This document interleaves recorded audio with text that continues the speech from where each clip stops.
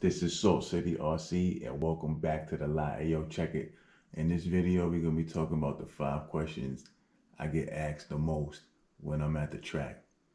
Shout out Underground RC. I get asked these questions by a lot of different types of RC people. My local track also has a dirt oval track that they have leagues and races in, or at, or whatever you call that shit. Oh, and they also got a carpet off road track and just a hobby shop. You know, they sell RC cars, all types of buggies and crawlers and shit like that. So a lot of people just come in there who don't have an RC car but want to look around or maybe buy one while they at the mall because my local track is in the mall. So people who race the dirt track or uh, the carpet track, or just dads or parents in general with their kids coming in there, show them, have them look around because there's a mini Z track too, like right there as soon as you walk in. So it's all types of cars running. You know, a lot of people just come in there to look around, browse, ask questions. So I get asked a lot of questions. Why, I don't know. I'm only joking. But yeah, a lot of people coming to me, pardon me, asking me questions. So the first question, or you know, one of the questions I get asked a lot is how long I've been drifting, and it hasn't been long. I've only been doing this for like over a year and a half, or whenever the Red Cat RDS first came out. There's my RDS over there, back there. This is an RDS too, but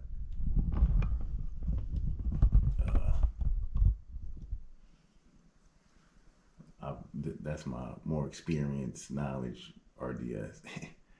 I got a I got a second one on this when they had that past sale in June. So I haven't been doing it that long, but I got a few of the cars, and I made a lot of mistakes in that year and a half.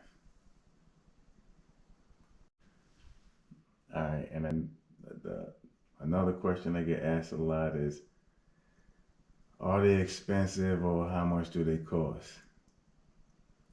And this, I get asked this question by everybody basically who start talking to me, asking me about the cars or whatever.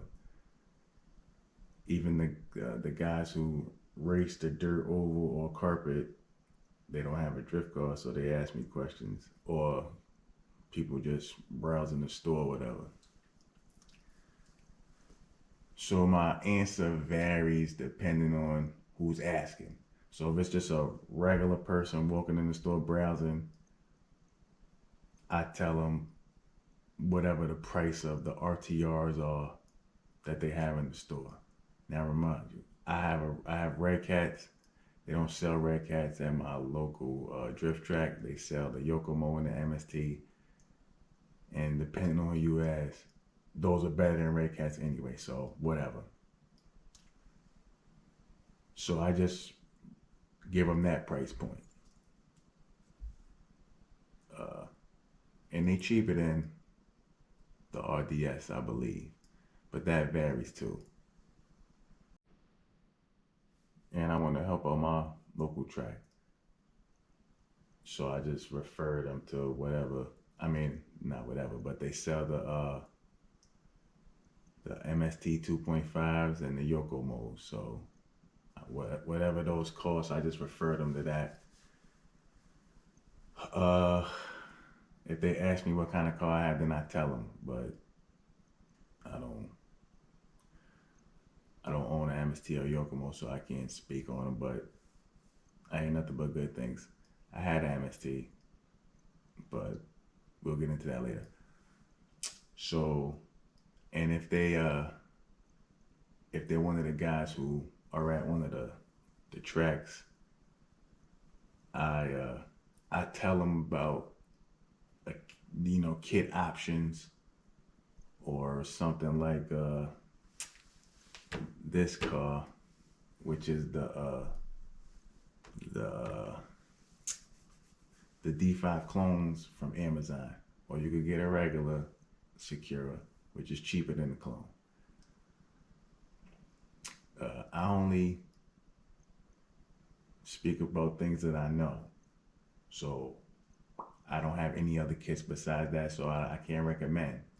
Uh, and I've never built a kit, so I can't recommend either. But a lot of these guys do, especially the buggy guys. So, I just let them know you could build a kit. That's the cheaper way, and you probably already have motor, servo. You probably have to get a gyro, ESC, and all that. So that would be a cheaper option. If you're already into RC, you could get into drifting cheaper. So with that being said, if you're experienced, you could get into it for, I would say roughly, if you already have the electronics, $180, maybe $200.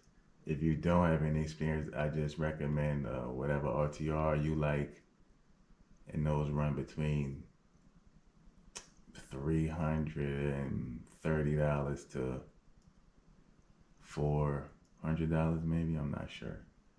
Those prices change, especially with Red Cat because they have sales.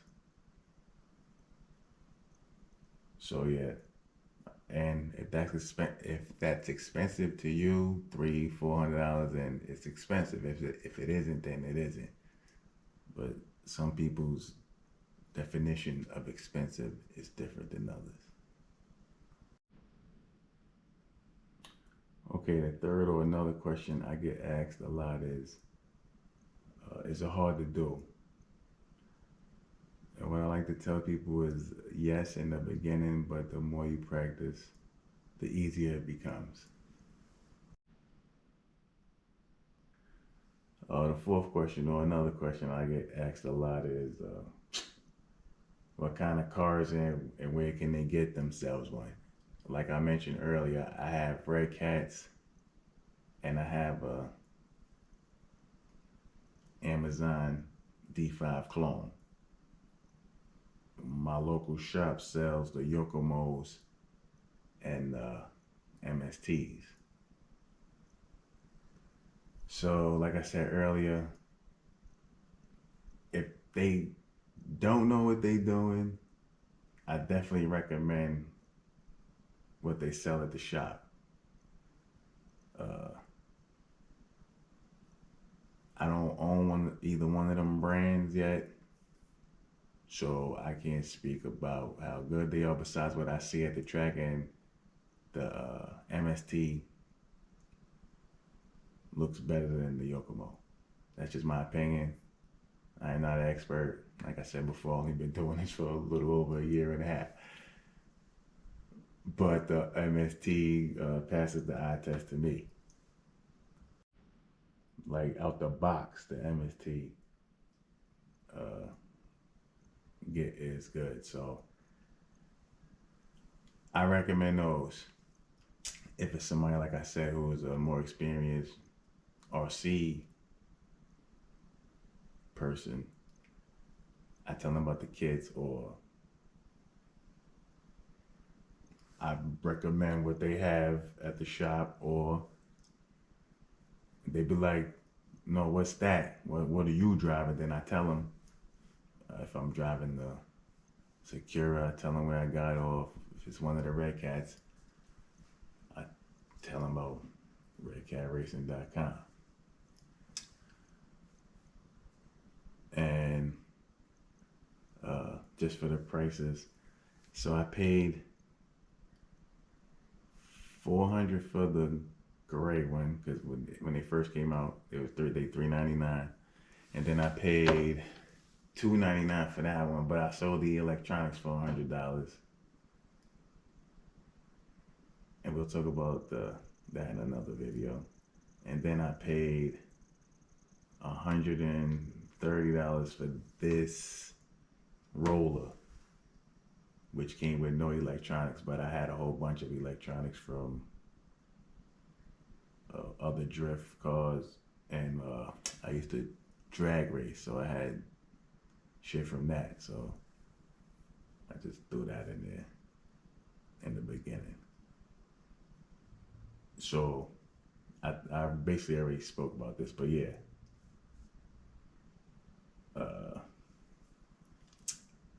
If I just basically tell everybody just go go get the MST 2.5 that they sell at the track. In the fifth, and the funniest question I get asked a lot is, how did I get so good? Or does it take long to learn how to do it? I'm not that good. I'm alright. And it does take, no, I won't say that. As much as you practice is how long it's going to take for you to get good. Now, I'm going to give you some pointers so you ain't got to, your learning curve won't be as steep as mine, hopefully. So, YouTube is a great asset to learn how to RC drift.